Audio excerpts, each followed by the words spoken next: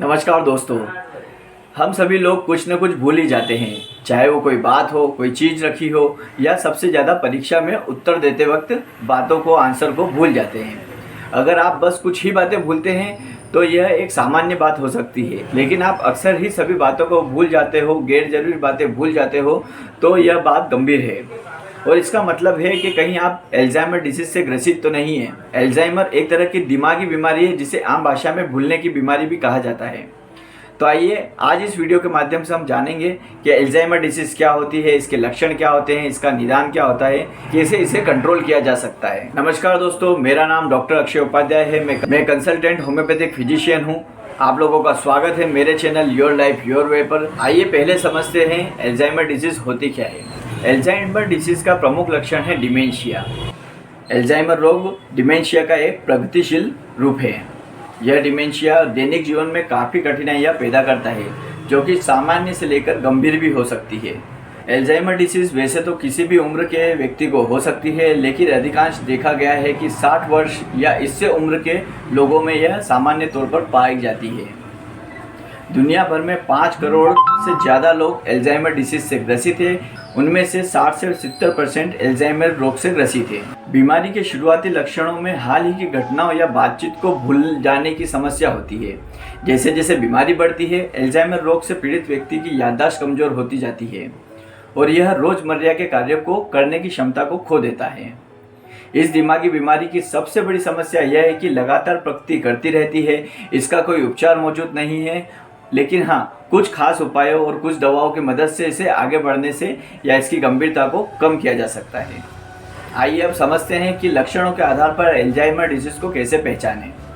भूलने की समस्या या कमजोर याददाश्त एल्जाइमर रोग की सबसे बड़ी पहचान है, लेकिन इस गंभीर दिमागी बीमारी का यह एक लौता लक्षण या पहचान नहीं है। इसके अतिरिक्त भी एल्जाइमर रोग के होने के कई प्रकार के लक्षण देखे गए हैं, जो कि समय के साथ बदलते हैं। ऐसा इसलिए होता है क्योंकि जैसे जैसे एल्जाइमर रोग बढ़ता है, वैसे वैसे मस्तिष्क में बदलाव होते रहते हैं, जिसकी वजह से व्यक्ति में कई प्रकार के बदलाव होने लगते हैं, जिससे लक्षणों के तौर पर देखा जाता है।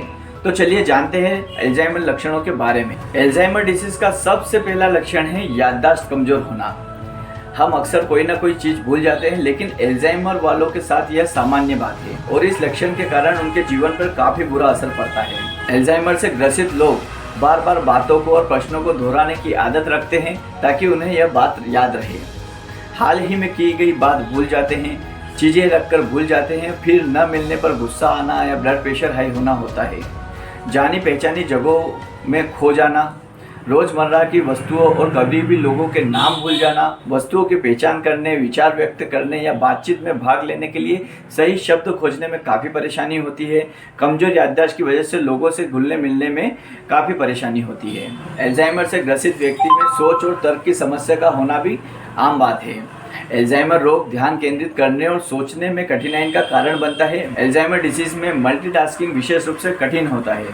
समय पर बिलों का भुगतान करना चुनौतीपूर्ण हो सकता है। इससे पीड़ित व्यक्ति संख्याओं को पहचानने और उनसे निपटने में काफ़ी असमर्थ होते हैं। थर्ड नंबर पर आता है निर्णय लेने और फैसले लेने में समस्या होना। एल्जाइमर रोग से रोजमर्रा की स्थिति में उचित निर्णय लेने और फैसले लेने की क्षमता में गिरावट का कारण बनता है। उदाहरण के लिए, एक व्यक्ति सामाजिक बातचीत में खराब या अस्वाभाविक विकल्प चुन सकता है या ऐसे कपड़े पहन सकता है जो मौसम के लिए अनुपयुक्त हो। रोजमर्रा की समस्याओं का प्रभावी ढंग से जवाब देना अधिक कठिन हो सकता है, जैसे कि चूल्हे पर खाना जलना। या नेक्स्ट आता है किसी भी कार्य को करने की प्रणाली बनाना या करने में दिक्कत होना।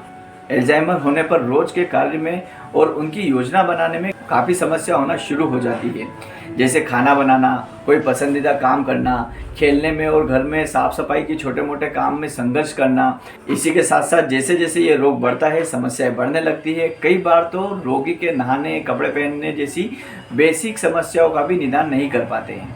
एल्जाइमर डिसीज से व्यक्ति में कई प्रकार के चेंजेस देखे जाते हैं, जैसे changes in personality and behaviour.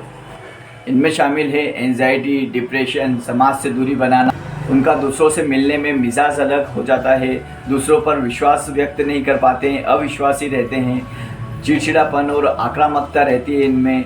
सोने की आदतों में काफ़ी बदलाव रहते हैं, इनका सोने का टाइम फिक्स नहीं रहता है, किसी की बात न मानना, चिड़चिड़ापन, ये अपने ही आप में भ्रम पैदा करते हैं, जैसे कि कहीं चोरी हो गई है, किसी ने कुछ उनके बारे में गलत कह दिया हो, यह भ्रम उन्हें मन में बना रहता है।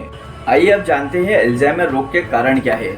अल्जाइमर रोग के सटीक कारणों को पूरी तरह से अभी तक पता नहीं लगाया जा सका है, लेकिन बेसिकली यह देखा गया है कि जब भी मस्तिष्क में प्रोटीन सामान्य रूप से कार्य करने में फेल हो जाता है तो मस्तिष्क की कोशिकाएं मतलब न्यूरॉन्स ठीक से काम नहीं कर पाते हैं, क्योंकि उनके काम करने में बाधा आ जाती है। इसके साथ में मस्तिष्क में प्रोटीन की वजह से टॉक्सिक इवेंट्स की श्रृंखला बढ़ने लगती है। इन दोनों घटनाओं की वजह से न्यूरॉन्स डैमेज होते हैं और एक दूसरे से संबंध खो देते हैं। कई वैज्ञानिकों का मानना है कि यह अल्जाइमर डिसीज आनुवंशिकी भी होती है। यदि उनके परिवार में जिनसे ब्लड रिलेशन है अगर उनमें यह देखा गया है कि अल्जाइमर डिसीज है तो आने वाली पीढ़ियों में भी अल्जाइमर डिसीज होने के चांसेस काफ़ी बढ़ जाते हैं। अल्जाइमर डिसीज की शुरुआत ब्रेन के उस पार्ट से होती है जो कि आपकी याददाश्त को नियंत्रित रखने का काम करती है। इसी कारण से इस बीमारी में सबसे ज़्यादा याददाश्त से जुड़ी समस्याएं होती है। न्यूरॉन्स का नुकसान मस्तिष्क के दूसरे पार्ट में भी फैलता है। इस रोग के अंतिम चरण में ब्रेन काफ़ी सिकुड़ जाता है, श्रिंक हो जाता है।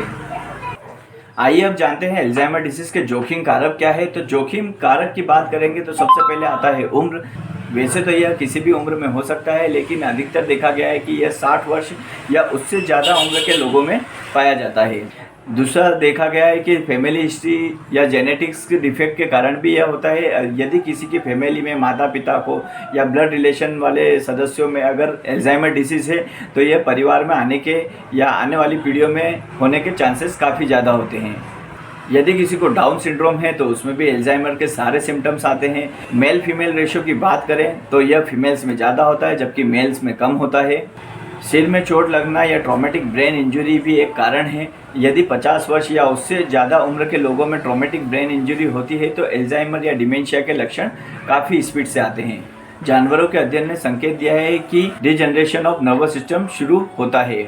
नेक्स्ट आता है अत्यधिक शराब पीना। यदि कोई व्यक्ति लंबे समय से ज़्यादा मात्रा में शराब पी रहा है तो उसे भी डिमेंशिया होने या अल्जाइमर डिसीज़ होने के चांसेस बहुत ज़्यादा होते हैं। नेक्स्ट आता है सोने का गलत तरीका। यदि आप टाइम पर नहीं सो रहे हैं, आपका सोने का पैटर्न या टाइम फिक्स नहीं है, सोने का समय लंबे समय से गड़बड़ चल रहा है तो आप डिमेंशिया या अल्जाइमर डिसीज़ होने के चांसेस पूरे हैं।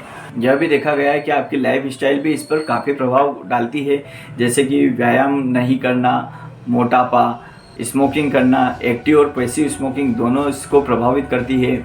High blood pressure, high cholesterol level या अनकंट्रोल टाइप 2 डायबिटीज़, ये सभी कारक भी होते हैं जो अल्जाइमर डिसीज़ को बढ़ावा देते हैं। जब भी आप यह लक्षण लेकर अपने डॉक्टर के पास में जाओगे तो वह डॉक्टर आपकी कुछ जांचें करवा सकते हैं, जैसे MRI ब्रेन, CT स्कैन करवा सकते हैं ब्रेन का, कुछ तरह के blood test, routine blood test करवा सकते हैं जिससे वो जान सके कि किस कारण से अल्जाइमर डिसीज़ हो रही है। कुछ तरह की जेनेटिक टेस्टिंग भी होती है जिसके कारण भी अल्जाइमर डिसीज़ का पता लगाया जा सकता है। होम्योपैथिक पद्धति में काफ़ी ऐसी मेडिसिन है जिससे अल्जाइमर डिसीज़ या डिमेंशिया के लक्षणों को काफ़ी हद तक कंट्रोल किया जा सकता है। आइए मैं कुछ मेडिसिन के नाम बताता हूँ, जैसे कि ammonium carb, ambra grisea, anacardium, baryta carb, coffea cruda, lachesis, lycopodium, phosphoric acid, rhus tox, sulphur. काफ़ी और भी अन्य मेडिसिन है जिससे कि इन लक्षणों को काफ़ी हद तक कंट्रोल किया जा सकता है। होम्योपैथिक दवाई कभी भी होम्योपैथिक कंसल्टेंट की बिना अनुमति के न ले, क्योंकि इसमें करेक्ट पोटेंसी और रिपीटेशन ऑफ डोज का काफ़ी ध्यान दिया जाता है। यह एक ऐसी पद्धति है जिसमें हर व्यक्ति को अलग अलग दवाई दी जा सकती है। दोस्तों, दवाइयों के साथ साथ इस डिसीज़ के अंदर काफ़ी सारी ऐसी थेरेपीज भी होती है जिसके कि इसके लक्षणों को काफ़ी कंट्रोल किया जा सकता है। जैसे कि स्पेशल थेरेपी होती है, चीज़ों को बार बार याद दिलाया जाता है कि कैसे उन्हें याद रखना है, लिख कर याद रखना है या फिर रिपीटेशन करवाना है। सारी समस्याओं के बारे में बताया जाता है। याददाश्त को बेहतर बनाने के लिए या कमजोरी दूर करने के लिए मैंने ऑलरेडी एक वीडियो बना रखी है, मैं उसकी लिंक भी आपको शेयर कर दूँगा। यदि आपको यह वीडियो पसंद आया हो तो ज़्यादा से ज़्यादा लोगों तक शेयर करें, और यदि अभी तक आपने मेरे चैनल को सब्सक्राइब नहीं करा है तो सबसे पहले सब्सक्राइब कर ले, अपने दोस्तों के साथ में शेयर करें, कमेंट करना ना भूलें। आपके कमेंट करने से हमारा मनोबल बढ़ता है और हम प्रोत्साहित होते हैं आगे और ऐसी वीडियो बनाने के लिए। चलिए दोस्तों, इजाज़त चाहता हूँ, फिर मिलेंगे किसी और वीडियो के साथ में, किसी और नए टॉपिक के साथ में। तब तक के लिए नमस्कार, जय हिंद, जय भारत।